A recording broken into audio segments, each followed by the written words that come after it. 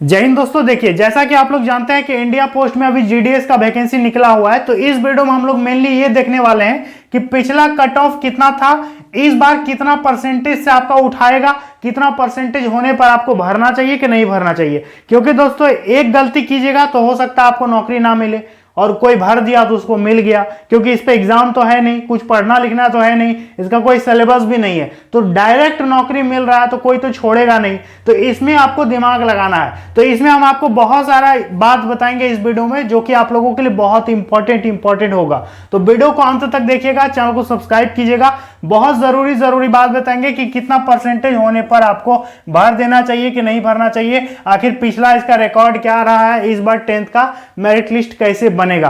तो कंप्लीट जानकारी देंगे दोस्तों, ध्यान से समझिएगा। मेरा नाम है मोहन, आप देख रहे हैं मोहन सर यूट्यूब चैनल। हम दोस्तों झारखंड के रहने वाले हैं, और सारा जो भी वैकेंसी निकलता है ना पूरे इंडिया का, सब तरह का जॉब का इंफॉर्मेशन बढ़िया ढंग से लिख के समझाते हैं, तो सब्सक्राइब कर सकते हैं आप। चलिए दोस्तों वीडियो को शुरू करते हैं। तो देखिए, हम लोग बात कर रहे हैं ग्रामीण डाक सेवक, जिसको बोलते हैं जीडीएस भर्ती 2024। पता है इस वैकेंसी का खासियत क्या है कि इस वैकेंसी का इंतजार विद्यार्थी साल भर करता है कि चलो हम भरेंगे और हो जाएगा बिना एग्जाम दिए। तो काफी बढ़िया नौकरी है दोस्तों, और ऐसा थोड़ी है कि 2 साल 3 साल के लिए है, ऐसा नहीं है। ये परमानेंट नौकरी है, प्रमोशन होकर के डाक विभाग में बढ़िया पोस्ट पे आप जा सकते हैं। मतलब बिना एग्जाम दिए यदि एक बार घुस गए तो फिर आप बढ़ते रहिएगा आगे, आपका अस्थायी बढ़िया नौकरी हो जाएगा। देखिए, टोटल सीट की बात करेंगे तो 44,228 वैकेंसी निकला है, जो कि अपने आप में बहुत ज्यादा है। 4,000 वैकेंसी नहीं है, 44,000। सोच के देखो, बहुत ज्यादा सीट है। डाक विभाग में सबसे ज्यादा वैकेंसी इसी का निकलता है पूरे साल में एक बार। ठीक है, देखिए योग्यता की बात करेंगे तो इस पे योग्यता 5-6 तरह का योग्यता है, लेकिन किसी काम का नहीं है। सिंपल 10th पास है ना, आप भर सकते हैं। सिंपल योग्यता है, जैसे देखो 10th पास तो होना चाहिए, कितनों भी परसेंटेज आप भर सकते हैं, भरने में परसेंटेज का जरूरत नहीं है।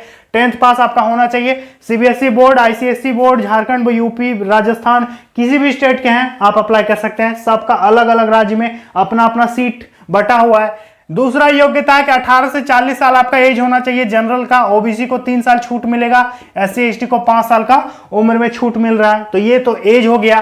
साइकिल चलाना आपको आना चाहिए, क्योंकि दोस्तों इस पे शुरू में वेतन कम रहता है, इसलिए सरकार के हिसाब से आपके पास बाइक नहीं होगी, आपके पास चलने का साधन नहीं होगा, तो साइकिल चलाना तो आपको आना चाहिए। क्योंकि वेतन कम दे रहे हैं तो ड्यूटी आप कैसे कीजिएगा, तो साइकिल सबसे बढ़िया साधन है, इसलिए बोलता है कि साइकिल चलाना आपको आना चाहिए। लोकल भाषा आपको आनी चाहिए, जिस भी क्षेत्र से आप फॉर्म को भरिएगा वहां का लोकल लैंग्वेज आपको आना चाहिए। और हाँ, लोकल भाषा जो है ना वो 10th में स्टडीड भी होना चाहिए, 10th में आपका पढ़ा होना चाहिए, 10th में एक सब्जेक्ट आपका वो होना चाहिए। जैसे यदि हम वेस्ट बंगाल से फॉर्म भरेंगे तो मेरा बंगाली 10th में होना जरूरी है। यदि हम गुजरात से फॉर्म भरेंगे तो गुजराती 10th में होना जरूरी है। क्लियर है। और यदि हिंदी भाषी राज्य से भरोगे तो 10th में हिंदी विषय होना जरूरी है। क्लियर है, समझ में आ गया। मतलब क्षेत्रीय भाषा आपका 10th में पढ़ा लिखा होना चाहिए। ऐसा नहीं कि हम बिहार के हैं और हम बोलेंगे हमको गुजराती आता है तो फिर हम नहीं भर पाएंगे। ऐसा इसलिए क्यों, क्योंकि मेरा 10th में यदि गुजराती होगा तो फिर हम भर पाएंगे। समझ में आ गया। तो सबसे बेटर यही रहता है कि आप अपने राज्य से भरो ना। इतना कम वेतन में दूसरी जगह जाके क्या करोगे, अपने स्टेट से भरो, अपने लोकल एरिया से भरो, पोस्टिंग होगा नजदीक में, आसपास में नौकरी करोगे, बढ़िया रहेगा। सबसे बढ़िया है कि अपने अपने राज्य से आप फॉर्म को भरिए। ठीक है, देखिए लोकल भाषा आपको पता होना चाहिए, कंप्यूटर का नॉलेज होना चाहिए, सर्टिफिकेट की कोई जरूरत नहीं है। कंप्यूटर का नॉलेज, माउस क्या है, कीबोर्ड क्या है, स्क्रीन क्या है, कैसे चलाते हैं, कैसे खोलते हैं, कैसे बंद करते हैं, थोड़ा बहुत बेसिक नॉलेज होना चाहिए। और यदि नॉलेज नहीं भी है ना तो नॉलेज ले लीजिए, यूट्यूब से सीख लीजिए, कहीं कंप्यूटर कैफे में जाकर सीख लीजिए। यहाँ सर्टिफिकेट थोड़ी मांग रहा है, बाद में देखा जाएगा। ठीक है, अभी आपका कोई रिक्वायरमेंट नहीं है, बोला है कि नॉलेज होना चाहिए तो नॉलेज ले लो ना, कोई बड़ी बात नहीं है, तो नॉलेज ले लीजिए। तो कंप्यूटर का ज्ञान होना चाहिए, आप भर दीजिएगा। गणित प्लस अंग्रेजी आपका होना चाहिए। 10th में आपका मैथ जरूरी है, प्लस में आपका इंग्लिश, ये 2 सब्जेक्ट 10th में कंपलसरी है, होना ही चाहिए। और जहां तक मुझे लगता है कि सबका ये 2 सब्जेक्ट रहता ही रहता है।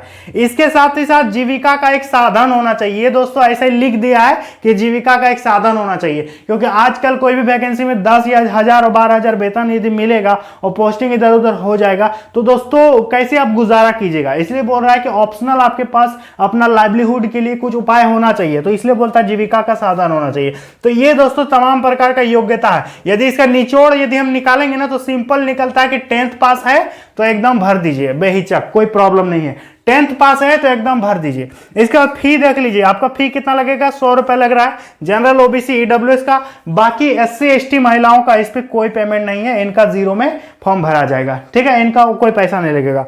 अप्लाई डेट की बात करेंगे, अप्लाई डेट की बात करेंगे दोस्तों तो देखिए 5 अगस्त इसका लास्ट डेट है। 5 अगस्त से पहले फॉर्म को भर दीजिएगा। जुलाई में ही फॉर्म चालू हो गया है, 5 अगस्त इसका अंतिम तिथि है। अब आपको एक जरूरी बात बता देते हैं दोस्तों कि देखिए इस पे आपका डायरेक्ट सिलेक्शन हो जाएगा बिना एग्जाम दिए।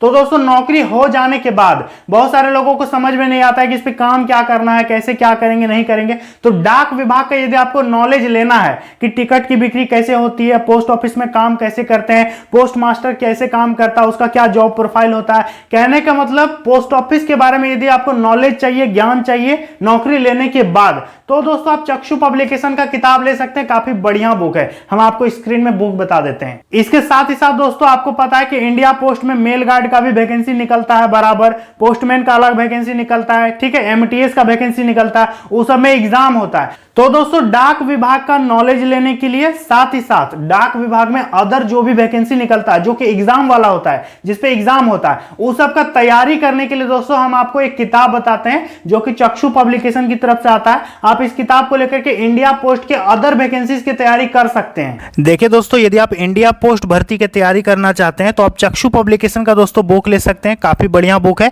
क्योंकि दोस्तों आपको पता है कि इंडिया पोस्ट में जो वैकेंसी निकलती है, जैसे कि आप देख सकते हैं कि एमटीएस का भी वैकेंसी निकलता है, पोस्टमैन का वैकेंसी निकलता है, मेल गार्ड की वैकेंसी होती है। तो इस सब का जो नियुक्ति होता है दोस्तों, तो उसकी तैयारी के लिए आप चक्षु पब्लिकेशन का किताब ले सकते हैं। ये दोस्तों काफी बेस्ट बुक है, इस पे आपको 2000 से ज्यादा ऑब्जेक्टिव क्वेश्चन का कलेक्शन मिल जाएगा। इस पे दोस्तों डाक विभाग से संबंधित आपको सारा नॉलेज देखने को मिल जाएगा, जैसे कि विभाग का संगठन, डाकघर कितने प्रकार के होते हैं, व्यवसायिक घंटा कितना होता है, टिकट की बिक्री कैसे होती है, ईमेल क्या होता है, बैंकिंग क्या होता है, इंश्योरेंस क्या होता है, सारा चीज दोस्तों इस बुक में आपको देखने को मिलेगा। साथ ही साथ हिंदी, मैथमेटिक्स, सामान्य जागरूकता और डेटा एंट्री मतलब डाटा प्रविष्टि, कौशल परीक्षण, सब तरह का नॉलेज दोस्तों इस पे दिया गया है। क्योंकि दोस्तों डाक विभाग में एमटीएस और मेल गार्ड इस समय ये सब सिलेबस आपका रहता है। जैसा कि दोस्तों आप बुक भी देख सकते हैं, काफी बढ़िया ढंग से इस पे दिया गया है सारा डेटा।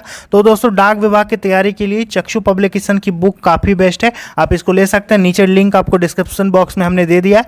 साथ ही साथ दोस्तों यदि आप आईटीबीपी, बीएसएफ, सीआईएसएफ इन तमाम एग्जाम की तैयारी करते हैं तो चक्षु पब्लिकेशन की अलग अलग प्रकार की किताब आती है। तो अन्य एग्जाम की तैयारी के लिए भी दोस्तों आप चक्षु पब्लिकेशन की किताब लेकर के बेहतरीन तैयारी कर सकते हैं। तो आपने किताब देख लिया, ये किताब दोस्तों अदर वैकेंसीज के लिए आप ले सकते हैं, काफी बढ़िया बुक है।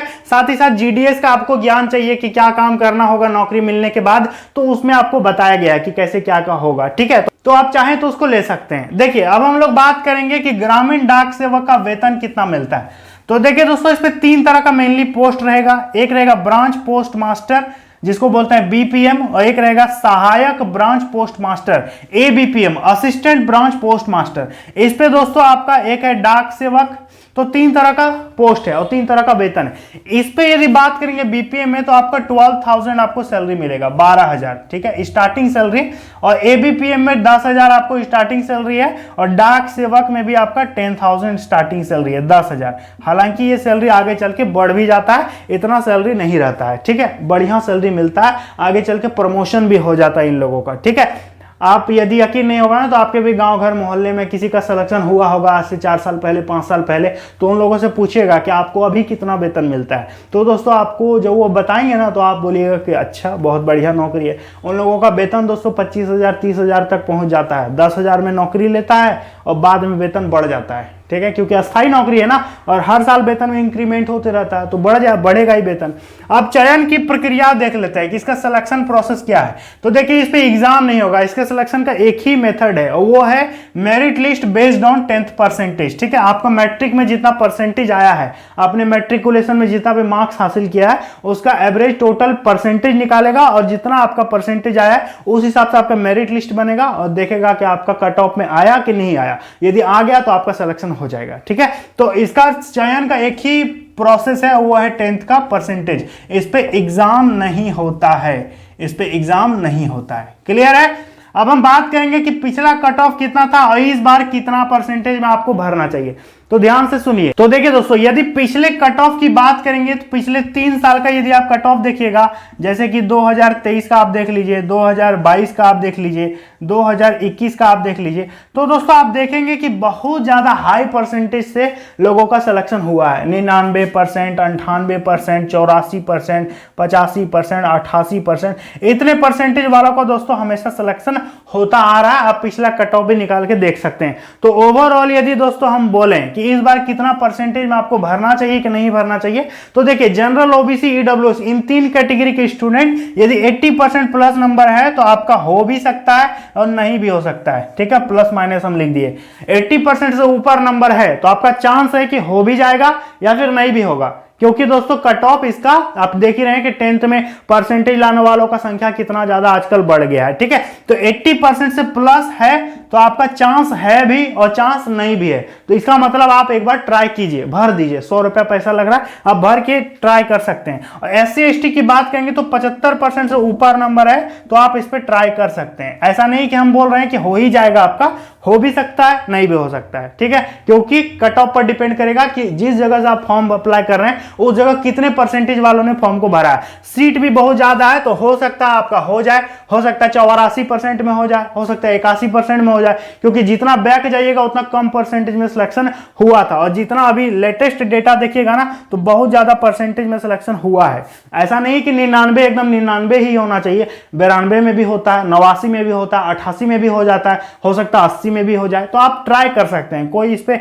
आपका झंझट तो नहीं ना, बस भर देना और छोड़ देना है। अब जॉब लोकेशन की बात करेंगे तो जॉब दोस्तों आपके गांव घर मोहल्ले में होगा। जिस पोस्ट ऑफिस पर आप प्रेफरेंस में डालिएगा ना उसी पोस्ट ऑफिस के दायरे में आपका नौकरी होगा, वहीं पर आपका पोस्टिंग हो जाएगा। तो जॉब लोकेशन कहां होगा ये आप ही बताइएगा। आप जहां जहां चुनिएगा वहीं ना आपको पोस्टिंग होगा। तो ये आप पर डिपेंड करता है कि आप कहां कहां चुनते हैं। इसके बाद आगे का पढ़ाई लिखाई की बात करेंगे तो जी बिल्कुल आप इस पे कर सकते हैं। इस पे ज्यादा ड्यूटी नहीं रहता है, 4 से 5 घंटा आपका ड्यूटी रहेगा, काम करना, फिर आपको रूम में आकर के घर में आके पढ़ाई करना और अदर एग्जाम को आप निकाल सकते हैं, जैसे कि यूपीएससी, जेपीएससी, बीपीएससी, सीजीएल वगैरह तैयारी कर सकते हैं। एक बार फाइनेंशियली यदि आप सेटअप हो जाते हैं, आपको थोड़ा बहुत पैसा आने लगता है तो पढ़ने में भी आपको थोड़ा सा मजा आएगा और आप घर भी देख सकते हैं। ठीक है, देखिए प्रमोशन की बात करेंगे तो देखिए जीडीएस से आपका प्रमोशन होता है सीधा एमटीएस में। ठीक है, एमटीएस मतलब मल्टीटास्किंग स्टाफ। इस पे दोस्तों क्या होता है, डाक विभाग में आप सीधा एमटीएस में प्रमोट हो जाते हैं जीडीएस से, तो काफी आपका वेतन भी बढ़ जाता है प्रमोशन से। ठीक है,